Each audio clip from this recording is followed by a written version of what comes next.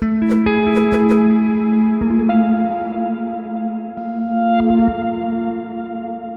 name is Justine. Current occupation and job ko right now is CSR, so Customer Service Representative sa call center. Parents ko ngayon actually are an OFW sa Kuwait.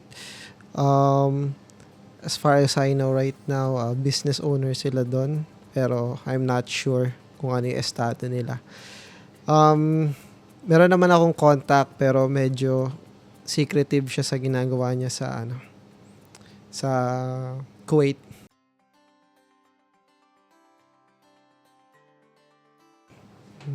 Okay, so my family dynamics growing up, it's not that normal rin kasi.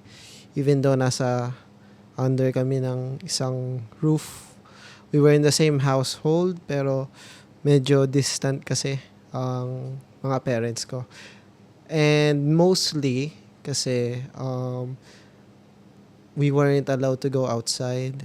Hindi kami pinapalabas. So what happened was that medyo yung naging childhood namin, yung nagiging bonding na lang namin as siblings.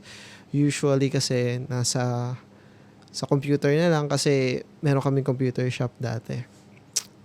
Doon na lang kami nagbabanding sa mga games doon, ganun.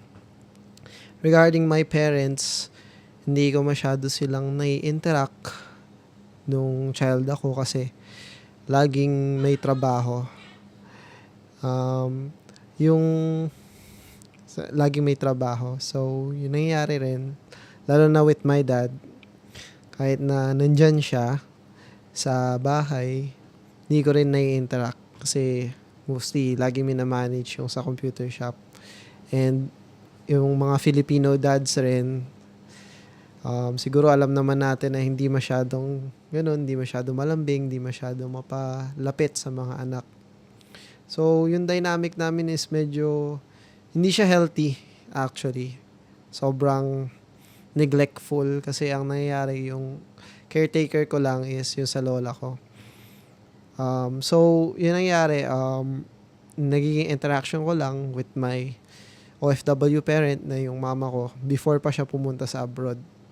Usually, pagka tinuturuan lang ako sa homework pagka uwi niya. So, yun lang yung nagiging ko sa kanya, interaction ko. So, ang nangyayari rin doon is that, syempre, pang umaga, tapos pag-uwi, gabi, pagod yung nanay ko. So, wala siyang masyado ma-dedicate na time besides that na tinutulungan na lang ako sa school ko, ganun. So, yung dynamic namin talaga is hindi close, medyo distant. And medyo nangyayari ngayon sa siblings ko is that parang nagmi-mirror yun eh. Dati medyo close kami. Pero ngayon, nung parang naging binata na yung mga siblings ko, may mga sarili-sarili ng buhay, hindi na masyadong malapit sa pamilya rin. Kasi yung parang naging frame of reference nila sa family nila, yung ganyan, yung sobrang distant. Sa parents ko, nakita nila yung relationship ko kay mama, tsaka kay papa, na walang masyadong interaction, na hindi ako masyadong inaasikaso.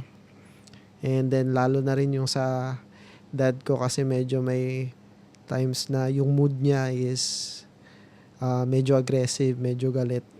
So, parang hindi maayos talaga yung nagiging dynamic namin. So, yun. Ganun yung dynamic namin. Medyo distant siya na hindi masyadong nag-uusap-usap kahit na nandun sa sariling bahay. Ganon. Yung parent ko na nag-abroad is yung mom ko. Kasi, syempre, gusto niya mapagawa yung bahay. Gusto niya rin mapaganda yung buhay namin, syempre. Tsaka gusto niya rin kasing gumawa ng sarili niyang business.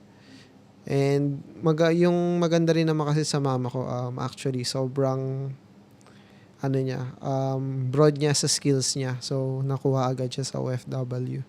Nakuha agad siya bilang personal assistant sa isang hotel chain doon sa Kuwait. Personal assistant siya doon ng CEO. So, dun siya nakuha kasi medyo broad yung skills niya.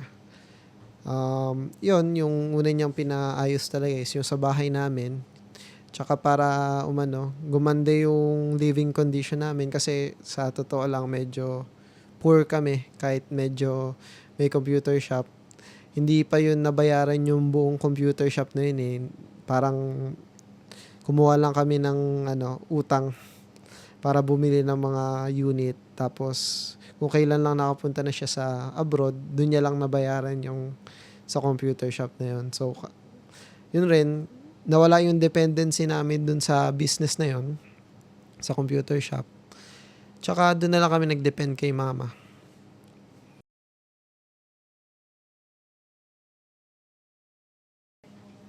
Actually, yung yung sad nga dun, tsaka yung medyo masaklap is parang sa unang years na wala siya, lalo na yung teenager ko, walang masyadong nagbago eh kasi lagi naman siya wala sa bahay or pag nandun siya sa bahay, pag teenager ka na kasi hindi ka na masyadong nagre-rely sa kanila pagka nag-aaral ka. So yun nangyari is yun parang wala lang, hindi masyadong naging bother sa akin na wala siya. Kasi parang hindi na nga ako sanay na nandyan siya kahit na nandito siya sa Pilipinas. So, yung nangyari is, okay lang sa akin na wala siya. Parang sobrang komportable ko lang. Tapos parang sa first few years na wala rin siya, hindi ko alam kung parang natutuwa rin ako pero kasi yun nangyari doon, ang dami ko kasing freedom. So, parang mas na-prefer ko na nawala siya. Yun yung pag-iisip ko dati. Syempre kasi parang pagka teenager ka or uh, medyo bata ka pa, gusto mo yung kinikrave mo yung madami kang freedom sa ginagawa mo eh. So yun, hindi ko siya masyadong minimis.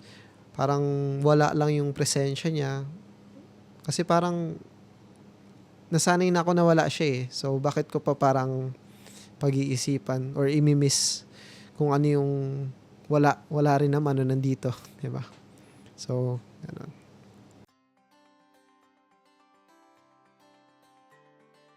Siyempre gumanda yung namin, living condition namin. Yung mga dati kong hindi na-afford kasi pag nagsisend naman siya, ah, nakukuha ko na, nagagamit ko na. Pag may allowance na ako dati wala akong allowance. Pag may allowance na ako, meron pa akong sinisave para sa sarili ko, nabibili ko kung ano yung gusto ko. Nung, yun, kahit wala naman akong trabaho, ng teenager ako. So, ganun, medyo okay siya kasi stable pa yung job niya nun. Ngayon kasi wala na siyang job. Or at least, alam kong wala na siyang job na may boss siya. Pero alam ko may business siya ata dun.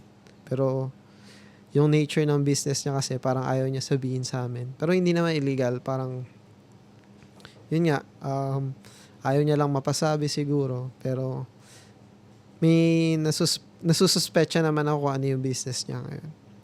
Going back, yun nga. Gumanda yung yung overall living condition namin. Maganda siya kasi ang dami kong mga hindi naranasan nung bata ako. Tapos kung kailan na nandun na siya, nawala siya, doon ko naranasan kung ano yung gusto ko. Like, yung mag-isa ako naglalaro ng computer, may sarili na akong computer. Dati kasi kailangan pang parang magti-take turns pa kami ng mga kapatid ko. Ngayon, may mga sarili na kaming computer, may mga sarili na kaming setup sa sarili naming room. Tapos, yun, yung bahay namin, pinalaki. Meron na kaming 3 floors. Dati kasi 2. Actually, 4 eh. Pero yung isa hindi lang nagagamit na floor. May 4 na floors na kami sa bahay. Tapos, may kitchen na kami. Dati, yung living room, doon na rin kasi nagluluto eh. So yun, nag-improve siya overall yung material condition namin and ganun nga, mas lalo akong na-enjoy kasi wala siya. Tapos, kung ano pa yung nagugusto kong gawin, nagagawa ko. Yun, di ba? So, parang hindi masyadong naging problem yung pagkawala niya sa akin eh.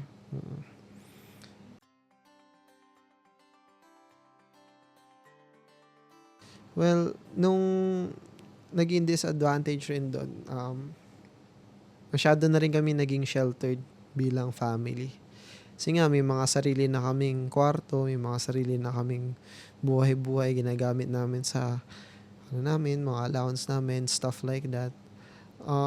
Yung nangyayari kasi is parang kahit mas madami kaming gamit, mas madami kaming pwedeng gawin, hindi namin ginagawa magkakasama. And I think yung nangyari rin naman kasi doon is nanggaling na rin doon sa pattern ng family namin sa una pa na parang masyadong distant yung family. Kasi parang masyadong nakafocus sa survival eh. So parang kung ano yung nagiging dapat namin naging bonding, dati nagagawa pa namin bilang family kasi pag may bago kaming mga laro or may mga bago kaming family bonding time, ginagawa namin magkakasama. Kasi yun lang eh, parang pinagsasamahan lang namin kung ano yung meron kami. Ngayon, parang may sarili na kaming piece of the pie, may sarili na kaming laro, for example, may sarili na kaming kwarto. Hindi na namin ginagawa yun dati namin ginagawa na pang bonding. Parang, wala na. Hindi ko masabing hindi ko masabing minsan na lang eh, kasi wala na talaga. Hindi na nangyayari yung parang nag-uusap-usap kami. Kahit pag nagkakain kami, hindi na. Kasi doon na lang sa kwarto. Makain na lang kami sa may kwarto namin, ganun. Hindi na kami nagsasama sa table. Wala nang family bonding, ganun.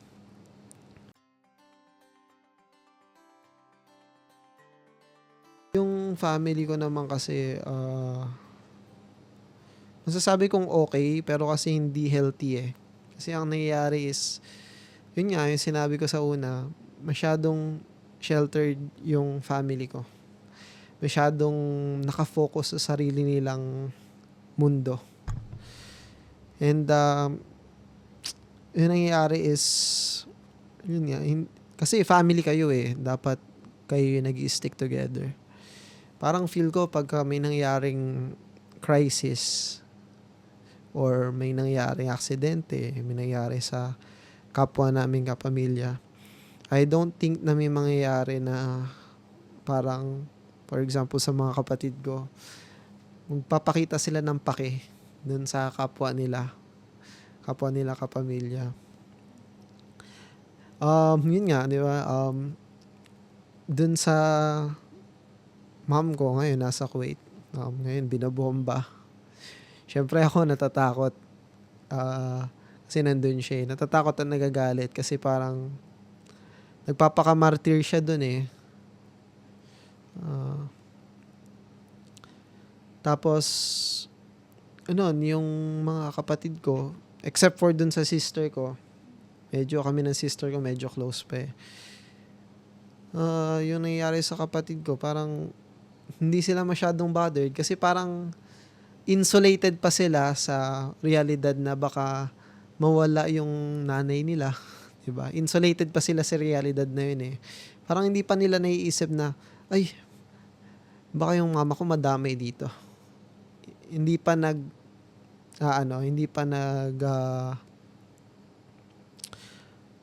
hindi pa nagsiset yung realization para sa kanila na mawawala yung kapamilya nila, mawawala yung parent nila.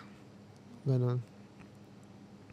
Kamusta po yung mama niya na kapalitan mo sa kanila? Meron, pero yung mom ko kasi parang, yun nga,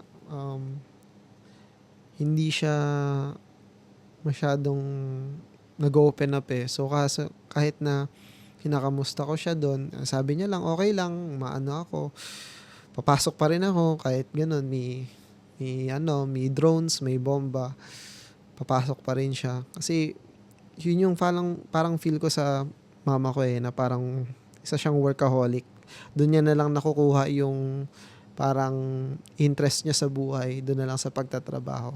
Kaya feel ko rin baka yun rin yung rason kung bakit ang dami niyang businesses or ang dami niyang tinatry na business sa kanyang side niya. Sa kanyang sa Kuwait. Doon niya na lang nilalabas ata yung parang pagka-hobby niya. Doon sa business na lang mismo. Yung nangyayari nga lang doon kasi ang risky.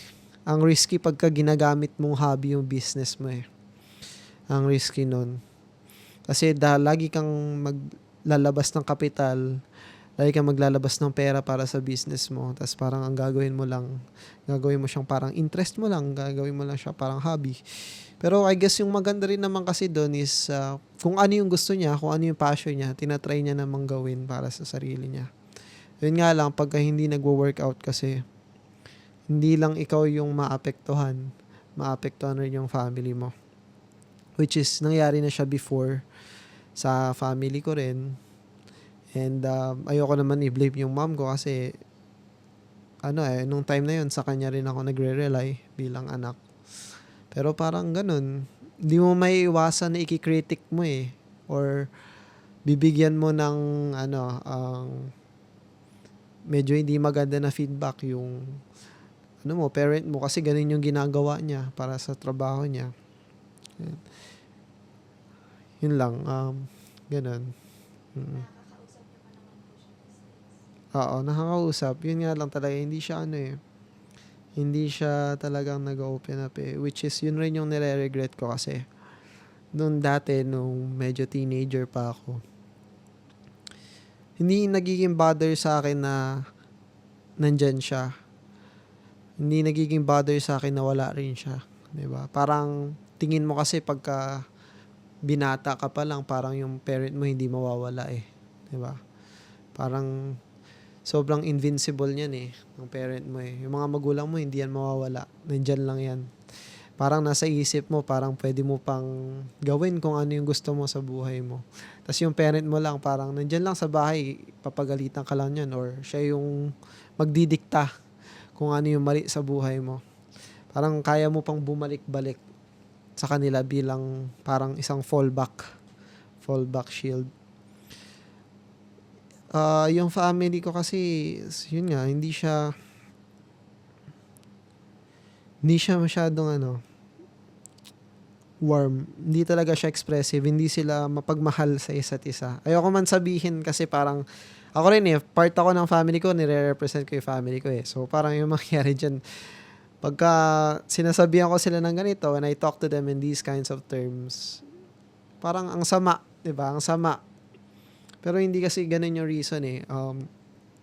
Ang gusto ko kasi i-highlight na punto is dito, hindi ako galit sa mom ko dahil sa mga ginawa niya sakripisyo. Dahil pumunta siya sa ibang bansa para magtrabaho. Hindi ako galit dun eh. Ang nagagalit kasi ako eh, parang na-realize ko rin nung pagkalaki ko, lalo na nagtatrabaho na ako. Ginawa niya yun para makasurvive kami. At ginawa niya rin yun para mabigyan kami ng magandang buhay. Kahit man lang masabi ko na parang hindi ko nararamdaman yung pagmamahal niya sa akin kasi yung nangyayari dyan is kahit na nakakuha ka ng material na bagay, yung hinihingi mo kasi sa parent mo is yung maramdaman mo yung pagmamahal nila eh. Hindi ko kasi naramdaman yun sa kanya.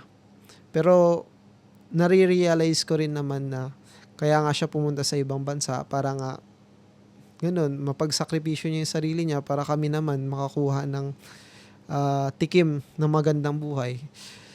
Makatikim kami ng magandang buhay. Ganun. Which is, natikman naman namin, tas nagustuhan ko naman. Kaso yung iniisip ko kasi ngayon, parang mas gusto ko sana na nandito siya eh.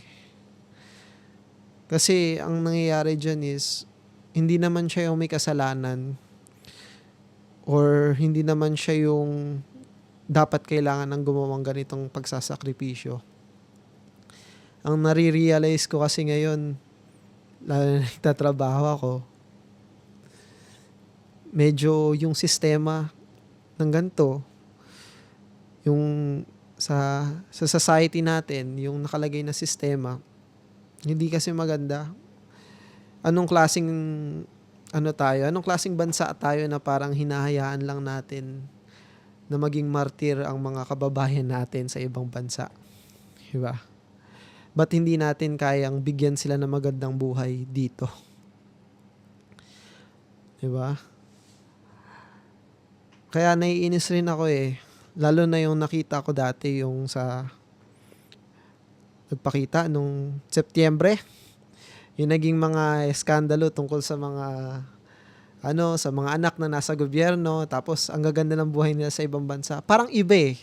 'Di ba? Yun yung opposite eh. Nakita ko yung opposite dun eh. Yung mga anak na mga politika, nandun sila sa ibang bansa. Ang ganda ng buhay nila. 'Di ba?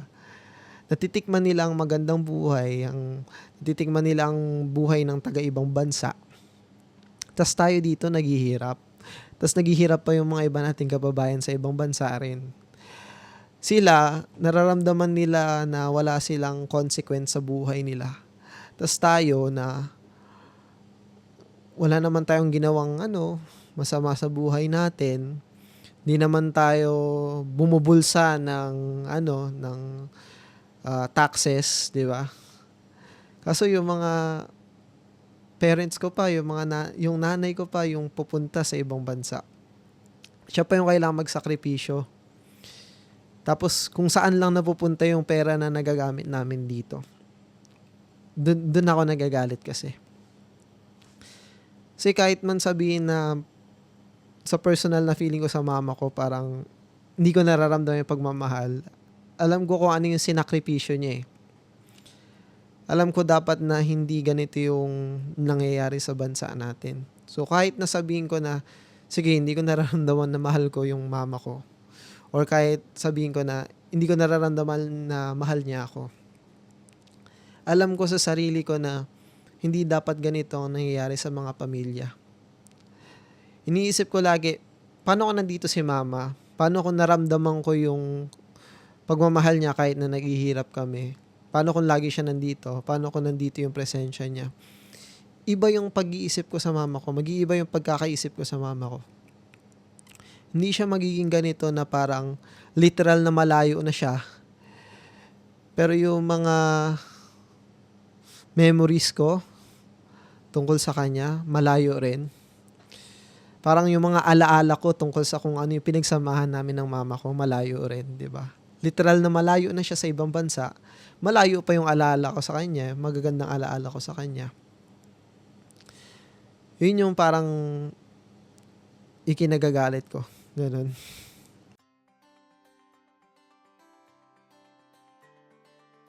Mostly kasi parang hindi siya tungkol dun sa OFW na parent. Pero siguro yung parang may mga tao na hindi ko dapat binigyan ng pangalawang pagkakataon. Ganon. Kasi may mga tao talaga ngayon na sobrang tinitake advantage yung binibigyan mo ng pangalawang pagkakataon. Na tipong parang ikaw na nga yung nag-iisip na lahat ng tao karapat dapat sa pangalawang pagkakataon eh. Pero hindi nila kasi gagawin yun sa'yo eh. They won't extend to you the same privilege of a second chance. So, ang mangyayari dyan is, diba, parang, mo lang rin, parang ikaw na rin yung nagkaroon ng responsibility. You had the responsibility of protecting yourself, pero you chose to give that, the privilege of another chance to somebody else. So, what would happen is that you end up being responsible for getting hurt, ganon. Pero if I were to connect it naman sa OFW ko na parent, kay mama, kung i-rewrite ko sana, siguro yung mga times na ine-enjoy ko yung buhay ko na wala siya, na-enjoy ko yung buhay ko na nakukuha ko yung mga pinapadala niya, yung mga pinapadala niyang pera, pasalubong, mga na-enjoy kong ganon. Siguro ang papagawa ko sa sarili ko is mapapaisip ulit ako, parang tama ba to? Parang tama ba to na parang nagiging masaya lang ako sa buhay ko habang naghihirap yung nanay ko sa ibang bansa. Diba? Kasi dati nung binata ko, parang hindi pa nagsisink in yung realidad ng sakripisyo eh. Kung ano yung ipinapakita niya. Kung ano yung dinararanas niya nun. Kasi wala naman sigurong parent na parang gusto mag-open up sa anak na nahihirapan sila.